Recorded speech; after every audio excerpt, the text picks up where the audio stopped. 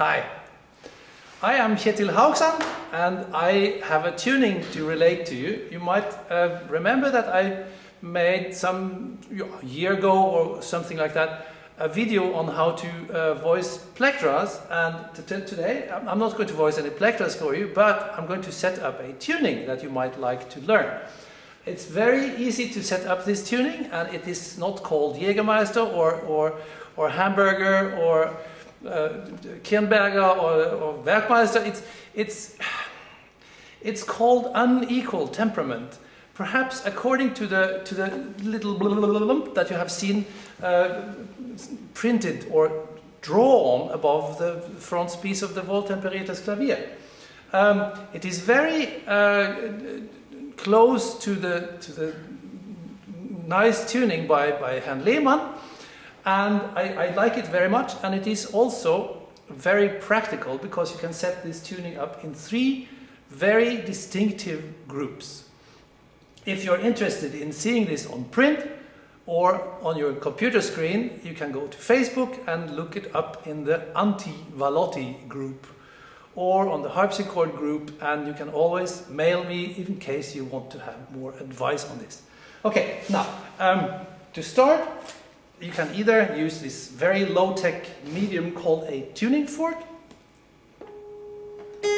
This is now set to 415.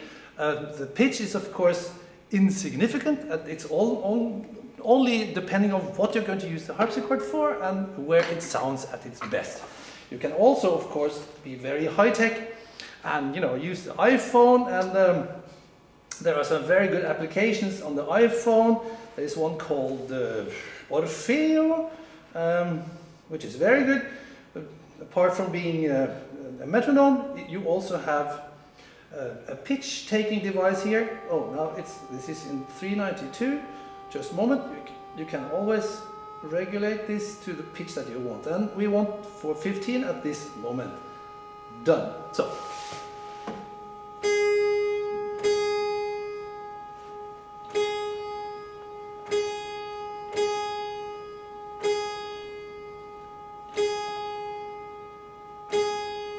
Right.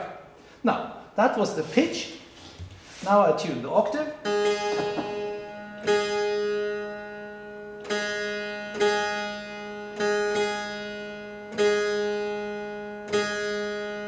Right. Now, in order to get this properly done, as I told you, we can tune this octave in 3 different groups, in 3 distinctively separated groups, and you can achieve this by tuning, instead of tuning fourths and fifths into these groups, you start out by tuning 2 distinctive particular major thirds. One, you tune the F to the high A, and you tune the C sharp to the low A. Right. And they should roll about 5, 6, whatever rollings or beats per second.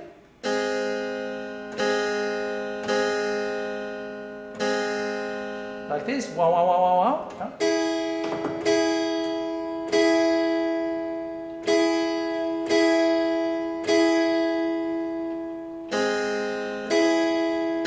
You can always compare them, then it's easier.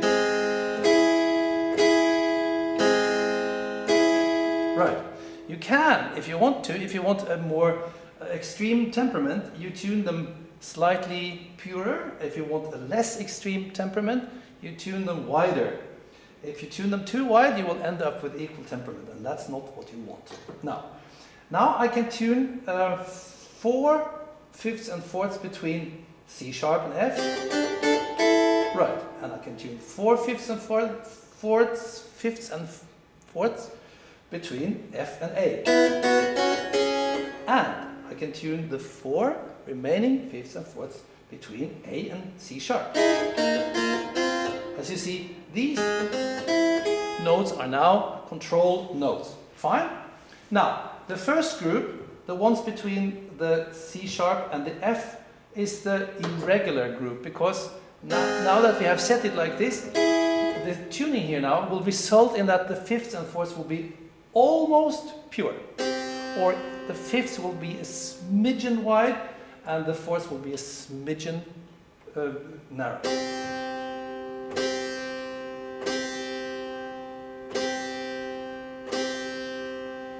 First I tune the C sharp and G sharp.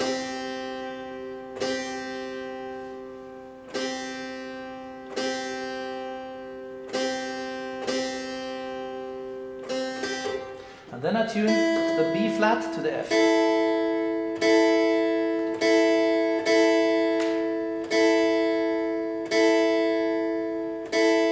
And then I don't forget the low B flat.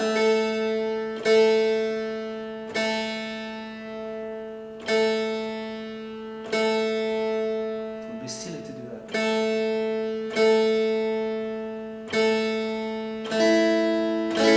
Now, then I sort of set the E flat now between the B flat and the G sharp.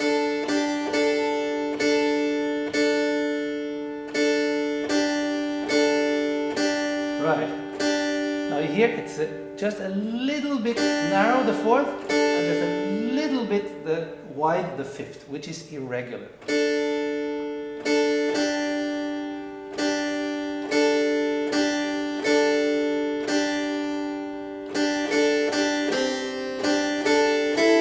Now, that was the first group, very easy. Now we go to the two other groups, which are regularly tuned, regularly tempered with wide fourths and narrow fifths.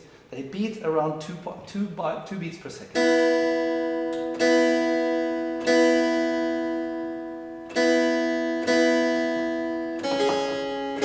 I approach them from both sides.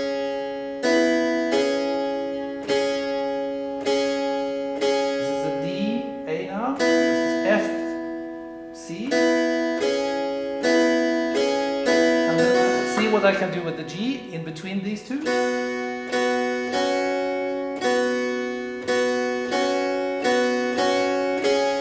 too bad. So this is slightly too narrow.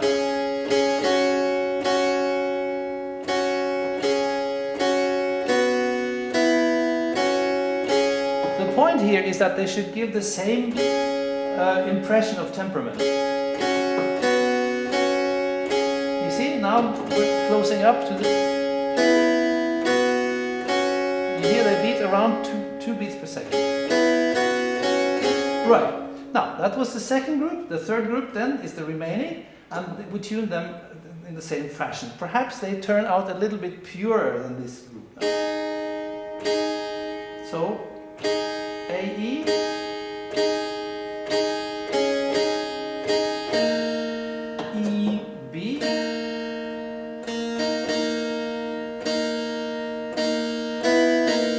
Compare with the neighbor, and then the F sharp, B, and the C sharp, and now we're home.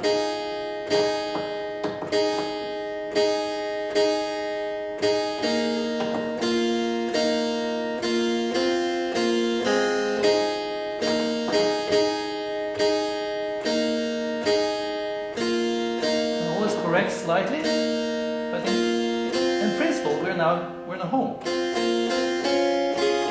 Fine, that was it. That was the temperament. Now, after that, of course, obviously you tune the octaves.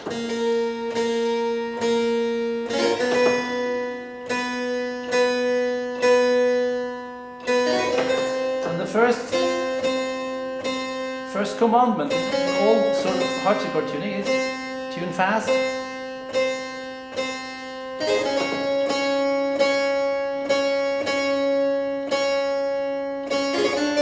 Fiddling around in this doesn't really help. You can always correct afterwards, but not while you tune. You can always correct afterwards, but not while you tune. Did you hear that?